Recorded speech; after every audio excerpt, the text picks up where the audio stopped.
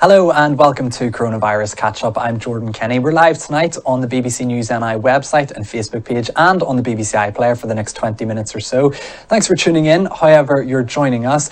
A year ago to the day, the World Health Organization declared coronavirus a pandemic, and here we are 12 months later and hopefully starting to see the light at the end of the tunnel. On Monday of this week, Northern Ireland's youngest pupils returned to classrooms, marking the start of a phased return to in-person learning. The plan was, in 2 weeks' time, these pupils would return home to allow older exam students to come into classrooms. However, after meeting today, the executive has agreed that pupils in preschools, nurseries and primaries 1 to 3 will now stay in school until Easter. Secondary school students in years 12 to 14 will return to classrooms on the 22nd of March as planned. And with me tonight to talk about all of this and of course answer your questions is our education correspondent Robbie Meredith. Robbie, thanks for coming on. How's things? Pretty good, Jordan, pretty busy, but glad to be doing this with you. Good. Well, Robbie, the youngest students are staying on and the exam year students will be back on the 22nd, like I said. What does this mean for everybody else in between? Well, still uncertainty, Jordan, to be honest. So let's be clear, P1 to P3 and also children in preschools and nursery, they now will stay in school until the Easter holidays, and of course they'll come back after the Easter holidays. Senior pupils facing GCSEs, AS, A-levels, BTECs, they go back to school on Monday the 22nd of March. And the change in arrangement today means that P1 to P3 pupils don't have to go back to remote learning when those post-primary pupils come in. So you'll have P1s to P3s in their primary schools and preschoolers in, and you'll also have years 12 to 14s in post-primary schools. There's a big group of pupils, though, who don't know when they'll be back in school. That's those P4 to P7s in primary schools, and also years 8 to 11 or first to fourth form in old money in post-primary schools. The executive weren't able to agree even a target date today for when those pupils could go back to school. So obviously a lot of uncertainty still for pupils, parents, schools and teachers of children in those year groups. Well, just briefly before we get into the questions that have been sent in from our viewers, Robbie, let's take a quick look at the latest coronavirus figures for Northern Ireland from the Department of Health. 9 more people have died after testing positive for COVID-19. The death toll now stands at 2,096. A further 223 positive cases have been reported. That means there has now been 114,399 positive COVID-19 cases in Northern Ireland. There are 189 people being treated for the virus in hospitals here. 26 are in intensive care units and 19 are on ventilators. And the reproduction number, or R number, has increased slightly on last week and is now sitting at between 0.75 and 0.95. And on vaccines, 655,643 doses of a COVID vaccine have now been given out in Northern Ireland. Of that number, 606,695 are first doses. 48,948 people have had both their first and second jab of the vaccine. So just moving on to questions here, Robbie, and I'm just seeing on Facebook we have a question in from Neve asking about further education colleges. We will get to that later on, but just before we do, primary schools are what we've been talking about already, Robbie. As you said tonight, P1 to P3 started back on Monday. But what about the other years? Obviously from Monday in England, Scotland, Wales and the Republic of Ireland, all primary school pupils will be back in lessons. So Zoe is asking, why are students in Northern Ireland being treated differently? Well, I think that's something that was raised by the Education Minister, Peter Weir. Obviously, as you say, Jordan, from this Monday the 15th, in the Republic of Ireland, England, Scotland and Wales, there will be a full return for primary school pupils. Having said that, each nation has been going at a slightly different pace. In Scotland and Wales, for instance, young pupils in primary 1 and primary 3, they actually went back to school on the 22nd of February. So, like us, Scotland and Wales went for a phased return, and it just so happens they're getting all primary school pupils back ahead of us. England, of course, went for a big bang return. Everybody went back on the 8th of March, although there was testing, mass testing in post-primary schools to help that. The Republic of Ireland, the timetable is slightly different. So while it does look like we're a wee bit out of step when it comes to primary school pupils, each nation has gone at a different pace. And like Scotland, Wales and the Republic of Ireland, we have gone for a phased return. And I think obviously the original plan for that phased return here in Northern Ireland was made a couple of weeks ago. So that's why there's discussion now about things changing. So we are slightly out of step when it comes to primary schools. I think, though, there will be hope that at least we'll give clarity next week for those P4 to P7s about when they can return, whether that's just before or straight after Easter. But yeah, each nation's going at a slightly different pace, and it just is the fact that we're slightly, I suppose, kind of slower when it comes to getting all primary school pupils back. Well, another issue affecting primary school students that we've had lots of questions in about this week is the transfer test. Neve is one of them, different Neve that I mentioned from the beginning of the programme, but she's asking, what are the plans for the transfer test next year? This is quite complicated, and this is a fluid situation. At the minute, the plan is that for those 60-odd grammars that use the transfer test, and of course there are 2 transfer tests, we'll come on to that in a minute, the plan is for them that they will hold transfer tests again in November. Most of them have signalled, I haven't looked across the communications all 60 grammars have put out, but most of them I've seen have signalled that they still, despite the fact transfer tests are cancelled this year, they're having to use different admissions criteria, that they want to go back to using the transfer test to select pupils again for September 2022. And that means that the transfer test, they hope, can go ahead in November this year, like they've done in previous years. There are 2 testing organisations, of course, though, AQE and PPTC. AQE, most of those AQE grammars, they have 3 transfer tests that take place on 3 different Saturdays.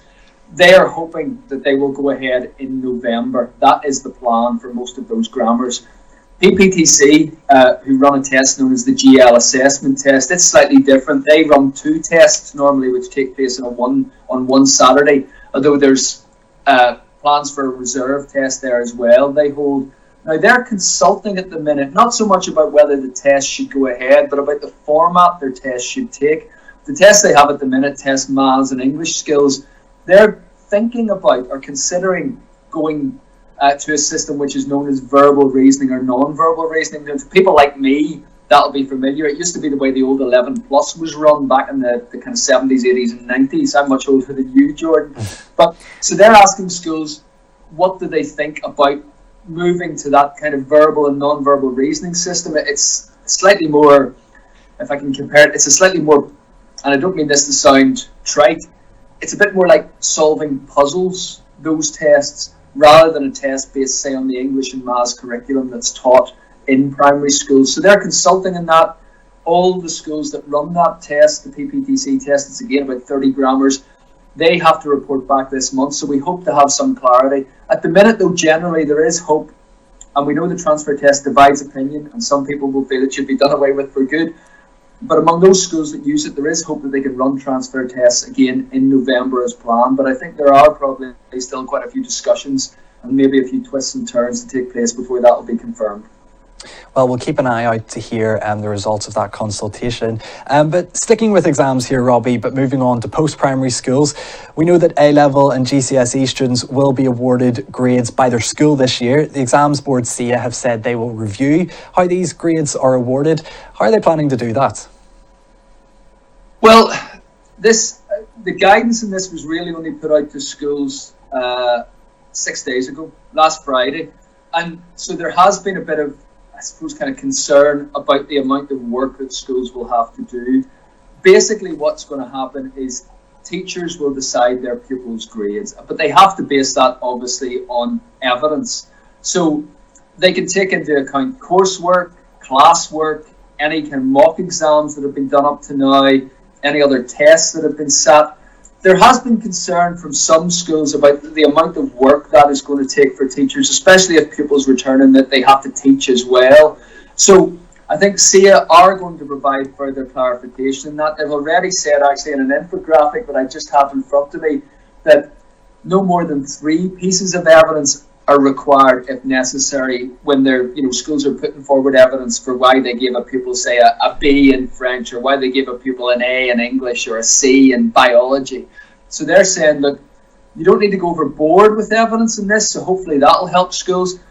There's also been a question, though, about SIA are going to provide each school with exams that pupils can sit to help schools give them their grades. Now, again, there's been concerns. I heard this said yesterday by one young person. Are these exams by the back door? Summer exams have been cancelled, but are we going to actually sit exams? Now, SIA are saying these exams, these tests are optional. They're there to help schools and pupils, that if a pupil wants to take them, a school should let them take them, and some schools might like to use them to give them robust evidence for why they're giving a pupil a particular grade, but they are stressing these are optional, although the original guidance from SIA said that we're advising schools to use these. So I think there's still a bit of communication that needs to go on. There are still some questions, but basically, Jordan, schools will get the evidence and they will provide each pupil with a grade in each GCSE, AS, A-level or BTEC subject. So it will be down to schools and teachers this year. Then they're expected to give all those grades to SIA by the end of May, and then SIA will, I suppose, compare schools and look at the evidence that they have put forward in some cases, just to check that schools are being fair and they're actually giving pupils grades that are accurate and fair and that what pupils deserve. But it is going to be a complicated process, Jordan, and there are going to be, I still think, many questions for both pupils and schools over how this will be run. We are, a bit like last summer, again, in territory that's not easy. Exactly. As you say, this is territory that isn't familiar to anybody, never mind the students or teachers involved themselves. But I've had one teacher get in touch with me saying they're concerned about the stress levels students will be under due to how the GCSEs and A-levels are being awarded this year. Is that something that the Education Minister is aware of or has spoken about?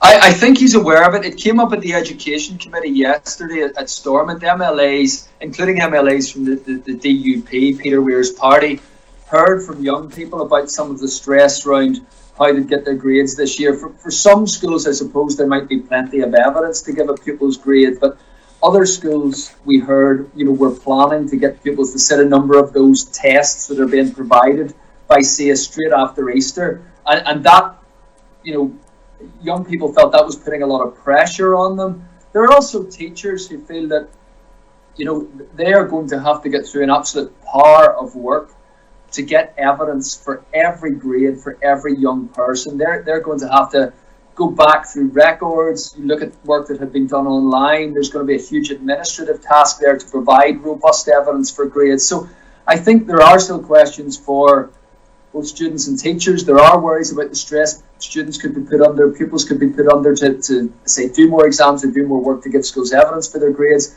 There are worries about how much work teachers will have to do and how much evidence they have to provide. I think SIA will put out further communication trying to answer some of those queries and provide some clarification. I think that's important. And we've already seen that tonight, actually, and I understand there will be a letter from SIA or more guidance going from SIA to students next week. So something else to look out for there as well. And just a reminder that if you are watching on Facebook, feel free to get involved in the comments section. If you have any questions or comments about what we're discussing tonight, drop them in there and we'll try our best to get to them before we're off air tonight. But moving on from exams, Robbie, we've had questions in about what restrictions will be in place for students when they do return. This one asks, what exactly are the plans for mass testing and mask wearing for students in our schools? Well, on mass tests, we are expecting, again, I keep saying we're expecting some clarity in the coming days in many of these things, Jordan, but we generally are. I think there are plans here. I know that officials in the Department of Health and Education, when it comes to testing, are looking at the kind of, rolling out the mass rapid lateral flow testing that some people who are going into offices and work at the minute are quite familiar with. When post-primary schools in England went back on Monday, just past, all pupils there, now it wasn't compulsory, but all post-primary pupils were offered twice weekly rapid lateral flow tests, all staff as well. There are plans for something similar here. I think, from what I'm hearing, all school staff will be offered these tests that they can take home and do twice a week. There is a possibility that some post-primary pupils, senior post-primary pupils, those in years 12 to 14, might be offered them too. But I think officials in the Department of Health and Education are still working on the rollout of that system. Obviously, it's a huge logistical challenge. It's not something you can do tomorrow. But I do think over the next few days, maybe next week, we are going to get some clarity about the plans for rapid COVID testing of some school staff, of all school staff effectively, but also perhaps some school pupils. When it comes to mask wearing, the guidance is already out there. For post-primary pupils, obviously it's mandatory to wear face coverings on school transport. It had been mandatory to wear them in school corridors, for instance, or when moving about the school. The Department of Education now want pupils to wear them in classrooms instead. So for post-primary pupils, when those years 12 to 14s go back, for instance, on the 22nd of March, they are now meant to wear face coverings in classrooms. Obviously, there are exemptions. We know that there always have been, certain medical conditions and so on. But it's been recommended strongly, the wording, I think it might even be mandatory, that in classrooms, staff and pupils in post-primary schools should wear face coverings. For primary schools, that's not the case. When pupils go back to primary schools, they don't have to wear face coverings. There is guidance on the Department of Education have put out guidance on that actually last Friday, again, in terms of going back. But as I say, the kind of rules on face coverings are much more stringent in post-primary school than primary school. Well, for a lot of people, the masks are going nowhere yet then. We've had a PE teacher get in touch with us, Robbie, asking about what they'll be able to do in their classes. Will PE teachers be able to deliver lessons as normal, or will they be subject to restrictions? Now, I understand PE teachers will be able to deliver lessons as normal. That's quite important because there was a bit of a, say, hiccup, but there was mixed messaging around Halloween time last time when schools came back after half term and effectively were told they couldn't deliver PE. Now that was cleared up within a day or two, and they were able to deliver PE. So it's my understanding PE can go ahead, as normal effectively. What can't go ahead are inter-school sports. So at the minute, all those sports fixtures, say in rugby or football or GAA or hockey or all those other sports that schools compete against each other in, they are not allowed to take place until at least after Easter. But as far as I understand it, PE lessons can be delivered as normal, but inter-school sports can't go ahead at the minute. Well, good news for those PE students then. This one is from a student, Robbie, who says that before Christmas they felt their school was quite unsafe in relation to COVID. They're asking, will the Department of Education be issuing rules that all schools must follow in their approach to COVID, or will each school be deciding its own measures in combating the virus? So obviously you mentioned there about the face masks and tests, but is there anything else that's going to be issued? Well, I think the department is hoping really that the more stringent face covering guidance, that mass testing, especially in post-primary schools for staff anyway, and perhaps some pupils, will help. There have also been increased signage that's been put out. We know that many schools actually had, a lot of safety measures in place already, and that they had playgrounds divided off. Pupils couldn't mix in playgrounds, for instance, outside of their own class bubble. They had one-way systems in corridors. But in some schools, that social distancing is more difficult to maintain. In post-primary schools, for instance, you can't keep senior pupils in a bubble in the way you can in primary schools, because those senior pupils maybe, they don't all take classes together. Some are doing different subjects than others. They have to mix with, pupils who are doing different subjects in other classes. We also know that in corridors as well, it can be difficult to keep pupils apart. I think it's hard to think, though, of many more safety measures that could be put in place in schools. I think testing is the great hope that will kind of reassure a lot of people. But aside from one-way systems, at the minute there's after-school clubs can't go ahead. For instance, there's no inter-school sports. There's, various other things that can't take place as normal. I think it's hard to think what else schools could actually do at the minute. So I'm sorry that someone felt unsafe there, but I genuinely think schools have been putting a lot of measures in place, and there has been a lot of guidance from the department, but it's not always easy. There are challenges. It's impossible just to keep children 2 meters from each other in school. That is not happening. You can't do that in the classroom, and sometimes it's very difficult to stop pupils mixing as they move around the school as well, and especially on school transport. Exactly, and as you say, hopefully this testing will provide an extra layer of reassurance when that arrives. We have a couple more questions to get through here, Robbie. I said earlier we had one in on Facebook about further education colleges. We've heard a lot about primary and secondary schools, but what is the situation at the minute, Robbie, with further education colleges? Well, it's a difficult one because, of course, further education colleges, there are massive student numbers in further education colleges in Northern Ireland, and the important thing is many students in further education are doing vocational courses, which means there's an element of practical work there. For instance, electrical engineering, things like plumbing or construction and so on. Hairdressing, for instance. You can't just do those in front of a screen. Most students in further education colleges, like most students in universities, have been learning online. Some have been going in. That will continue, I suspect, until at least the summer. The difficulty will be around some assessments, that if you're, a plumber, for instance, if you're someone who's, wants to be an electrical engineer and you're working towards qualifications there, you probably have to sit some sort of practical assessment. You have to go in, demonstrate your skill in that subject, and someone has to be there to assess you. It's impossible to do that through a screen. You've got to do it, in the college, do it face to face. Arrangements are being put in place for those assessments to take place. The Economy Minister, Diane Dodds, who oversees further education colleges, announced that those practical assessments would go ahead if possible at all, and arrangements would be put in place to do those this summer. She did say though that some qualifications may have to be delayed. I think that would be obviously a very, very hard thing for a young person who'd been taking a vocational qualification to take.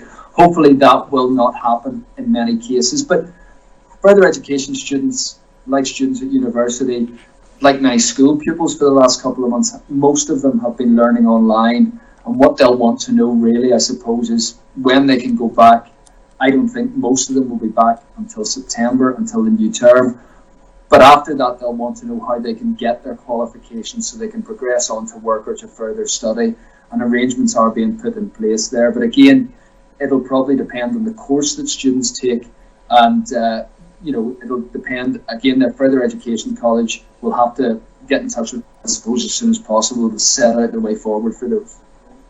We have a question in here, Robbie, on Facebook from Alison, and I think she raises a good point. She's asking about Year 11 pupils. She says, what about Year 11 pupils who had numerous modules to sit this year as part of their GCSEs? Obviously, Year 12 to 14 are going back on the 22nd of March. Have Year 11s been forgotten about? I can totally sympathise with that. I think what people often forget actually is that Year 11, it's a 2-year GCSE course, and in Year 11 you often do quite a bit of work towards the GCSE you're going to get in Year 12. In fact, some Year 11s do GCSEs at the end of Year 11. There has been slight provision, I think if I'm right, for Year 11s who are taking maths and then want to go on and do further maths in Year 12. They are allowed to go back to school, but only those taking that qualification. And I think it's similar for those, who are intending to do an Irish language qualification, an Irish language GCSE at the end of Year 11. They can go back into school. Now, that will be obviously a relatively small number of, students who are taking maths and further maths for GCSE, students who are taking Irish in Year 11 and then going on to another Irish qualification in Year 12. So yes, there is uncertainty for Year 11s. Obviously, they don't know when they're going back to school. Obviously, they will have been taught online, but I can understand why Year 11s perhaps feel a bit abandoned or left out, given they are in the first year of a very important GCSE study. And I'm afraid I don't really have many answers at the minute about when Year 11s will be able to return to school. I suspect, though, there will have to be some allowance made next year when they sit their GCSE exams, if exams go ahead, for the disruption those Year 11 students have faced this year. This might be a random question, Robbie, but I'm just curious. How do they decide on maths and Irish, as being the subjects that they bring back in? Well, I think it's because for those two subjects, students who take maths in year 11 often go on and do further maths in year 12. If you're doing two GCSEs effectively in maths and further maths, you usually do your maths GCSE at the end of year 11, your further maths GCSE at the end of year 12. So if those students are, need to get their GCSE qualification at the end of year 11, well, they perhaps again have to go back into do a bit more work to provide and get taught a bit more to provide evidence for their grade. And I think it's the same with Irish in year 11. As far as I understand it, it's students who are taking Irish at GCSE in year 11 and then go on to do another Irish qualification in year 12. So it's a bit like one in year 11 leads on to another in year 12. So those are the reasons. It's effectively, I think those pupils are sitting effectively two GCSEs, one year 11, one year 12. And so they need to go back into school to at least complete the GCSE they were planning to take in year 11. Well, before we go tonight, we can't forget about universities either. Karen has been in touch asking about when uni students will be able to attend in-person lectures again. She says they feel forgotten about. And let's not forget, many of those students are paying fees to be there and they're feeling frustrated, I suppose, as they're not getting the full university experience, it could be argued. Absolutely. Everybody sympathises. It must be, given that so much of university life is not just about education, but it's about social life. It's about going to the gym. It's about joining the multitude of clubs and societies, getting the chance to meet new people often from other countries who have come here to study. It must be a desperate time to be a student because all that has been cut off. Here, of course, tuition fees are around £4,500 a year. For students from here who are studying in England, Scotland or Wales, they're paying over £9,000 a year. Now, universities have been resistant to reducing those fees right across the UK because obviously they are still delivering courses online, and in some ways that might be a better thing. I mean, I can imagine that actually to have a university lecture, if they're giving you an hour-long lecture, instead of going and sitting in a lecture theatre with 200 other people and scribbling frantically, if that lecture can actually go online and you can watch it at your own pace and you can kind of rewind back to check a point that you've missed, I can see that would be better in many ways actually than having to sit in a lecture hall and get a lecture. So there might be some advantages to online courses. But having said that, I think many students, of course, want to go in face-to-face. They want to have that face-to-face contact with other students and with their tutor. It's been a hugely difficult year. I can't see the majority of students being back in university until September. Some who have been taking courses in medicine, for instance, music, engineering, have been able to go onto campus for some classes because, again, there's a practical dimension to them. But given that we're quite near the Easter break, given that after Easter, universities usually taper off the teaching term and begin the exam period, around May time, I don't think we're going to see, if you walk up at Queen's, for instance, around Ulster University, those campuses are pretty empty. And I don't think we're going to see many students back until September. And of course, many are still paying rent and accommodation. The universities have introduced arrangements where students can take rent holidays, but of course, many are paying rent to private landlords, and that's much more difficult. So yes, students have faced a multitude of difficulties this year. It's certainly been a university year like no other, and I think we'd be very sympathetic to them, and also university staff. Of course, I think it's obviously a lot of them have had to get used to and work very hard to deliver online learning. So yeah, it's been a difficult year all round for universities. Yeah, so a few more weeks or months possibly of online lectures to go yet. Well, unfortunately, we're out of time and have to leave it at that for this week. Thanks to Robbie for joining us, of course, and taking us through all of that. If you did take the time to get in touch with us this week, thanks for doing it. Hopefully, we've helped make sense of what's happening and what's to come. Don't forget that you can keep up to date with all the latest developments on the BBC News NI website, which you'll find at bbc.co.uk/newsni. And you can follow us on social media as well if you're watching on Facebook. Facebook, you'll have found our Facebook page, but we're also on Instagram, Twitter and YouTube as well. Just type in BBC News NI while you're on there and you should find us. We'll be back with a special coronavirus catch-up this Tuesday as the executive meet to discuss relaxing Northern Ireland's COVID restrictions, which you'll be well aware have been in place for almost 3 months. Our political guru, Jane McCormack, will be with me to take us through everything and of course to answer your questions. So get them into us over the weekend. That's it for this week. Until Tuesday, stay safe.